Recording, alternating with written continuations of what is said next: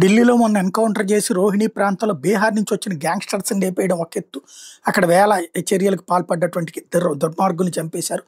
తాజాగా మరొక కాల్పుల్లో ముగ్గురు గాయపడినటువంటి సంఘటన ఉంది. అయితే ప్రధానంగా నిఘా వర్గాలు కనిపెట్టినటువంటి కుట్రలో ఐఎస్ఐఎస్ వాళ్ళు అరెస్ట్ అయినటువంటి వాళ్ళకి సంబంధించి విచారిస్తే కీలకమైన సమాచారం బయటపడింది.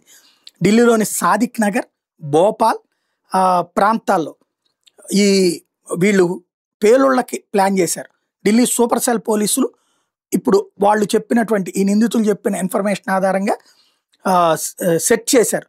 చేస్తే ఆత్మాహుతి దాడులకు శిక్షణ పొందుతున్నటువంటి ఇద్దరు అనుమానిత ఉగ్రవాదులు చెప్పినటువంటి ఆధారంగా ఒకటేమో మధ్యప్రదేశ్లోని భోపాల్కి చెందినటువంటి అద్నాన్, మరొకటేమో మహమ్మద్ అల్తాఫ్.